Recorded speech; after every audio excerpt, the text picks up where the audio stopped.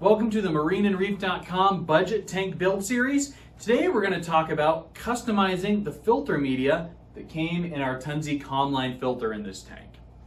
Now when we purchased this filter, it came with basic media. It's going to come with some filter floss and basically a sponge. And that's really good at polishing the water as far as getting particulates out of the water. But most people are going to want to customize it with additional media. And in fact, Tunze even leaves a lot of space in that filter that's not occupied, assuming you're going to add something else to it. So we've picked out some media that we're going to put in this filter, tell you guys why we picked it out, and show you how we add it on in. The first thing I'm going to add in is this Sera Crystal Clear. And I really like this media. It's actually becoming one of my favorite mechanical filter medias. So inside the filter now is what came with the filter, which is a basic filter floss.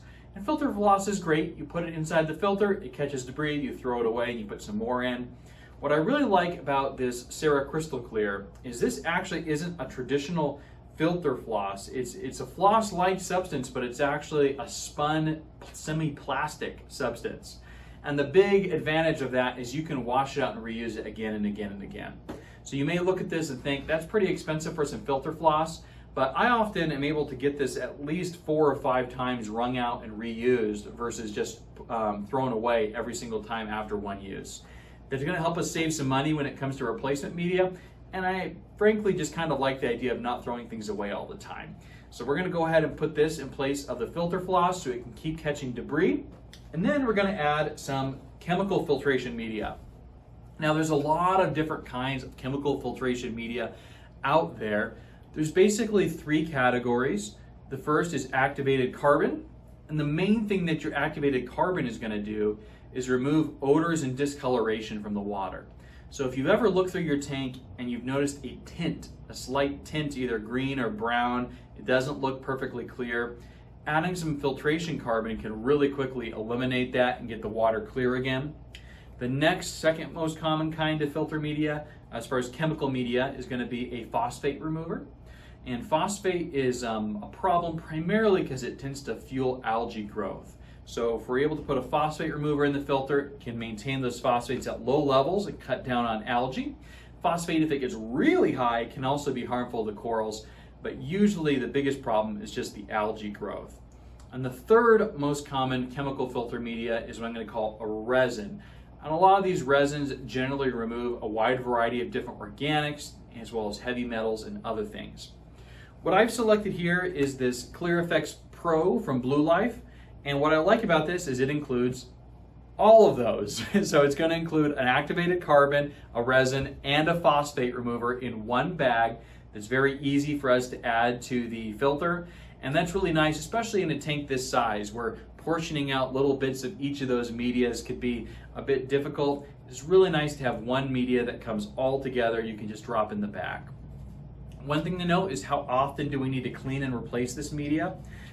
This Clear Effects Pro, Blue Life recommends you replace it every 4 months, so it actually lasts pretty long. I find you sometimes need to replace it more often if the tank is really dirty. If the tank is really dirty, you may notice that it loses its effectiveness. You start to see the tints come back to your water that the carbon removes. You start to see the phosphate go up if you are needing to remove a lot of it. But under normal maintenance use, that 4 months is pretty reasonable. And as far as your filter floss, again, I only replace this when it falls apart. You're going to be able to keep rinsing and reusing it. I usually get at least 5 or 6 times before I feel it's fallen apart. As far as how often you should clean it though, really the more often the better. The more often you clean the media, the more often you're going to get the gunk and waste that's trapped in it out.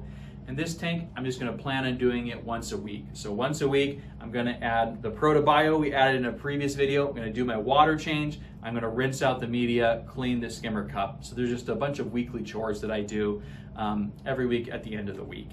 So without any further ado, we're going to go ahead and show you guys how we remove the old media, add the new media, and then turn everything back on. Our first step in switching out the filter media inside our filter is going to be turning everything off. It tends to make a little bit less of a mess that way. So I'm just going to reach down, click off the power. Now we're going to go ahead, slide the light forward. I'm going to pull out the old media.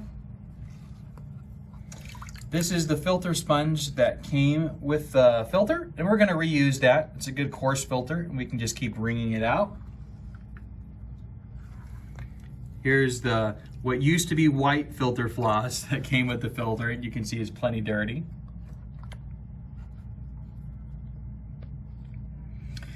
And now we're basically going to go ahead and dump out this filter floss because it's done. We're going to clean out the sponge that's on top, and then we're going to show you guys how we rinse out the chemical media before we put it in here. So here we are in our break room sink. We've gone ahead and thrown away the dirty filter floss. We're now going to take the sponge, and we're just basically going to wring it out in the water. You can see it's kind of releasing all kinds of garbage that got trapped in it. And the nice thing about this sponge is that it can get reused. So at this point, I don't see any more of the brown on it. I'm not seeing any more come out. So we're just gonna wring it out, put it back in our little cup. Then we're gonna open the Clear Effects or filter media, and we're just gonna give it a rinse in regular old tap water. The main reason we do this is sometimes the media can grind against itself and create some dust, and that'll make the water cloudy, but also it can get caught in the gills of fish sometimes, and we don't want that. It's known to be unhealthy for them. So once we've done the rinse, got it back in our cup, I'm gonna go back to the filter. All right, now we have our filter media. We're gonna go ahead and place it in the filter. I like to place the chemical media at the very bottom. People ask why. The biggest reason is that if all the floss is on top, the water flow flows from top down, so it'll tend to keep this media cleaner. The other thing is because we access this filter from the top, and this lasts a few months, I'm not gonna need to get to it that often. So if it's at the bottom, it's gonna be the hardest place to access. I'd rather have the floss that I'm cleaning once a week up at the top. So we're just gonna go ahead and lower this bag of chemical media down into the filter. Kind of tap it into place. On top of this, we're going to put some of our Sera Crystal Clear. Now the Sera Crystal Clear comes in a bag, and you could just put this whole bag in, but I usually open it up and take the little bales or kind of wads of floss out. Just going to see if we can get in there. Take some of these little wads, push it down into the filter. I think I'm gonna go with one more.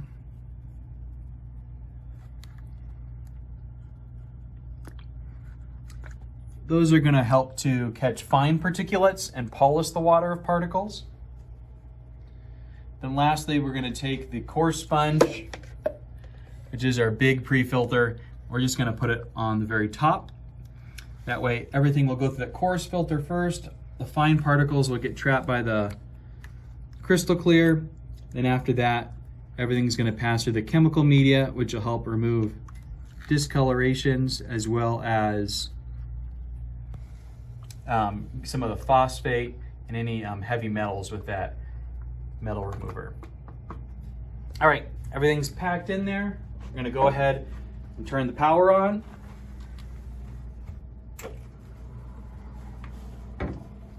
See if we can get our light back on. And now we're good to go. So it's really that simple. We got this filter upgraded with some chemical media to help polish the water. We switched out the filter floss with the crystal clear that's gonna be easier to maintain and you're gonna be able to reuse, and hopefully things will start filtering a little bit better. This little bit of cloudiness we see is just because we kicked some stuff up when he replaced the media. It's probably trapped in the bottom.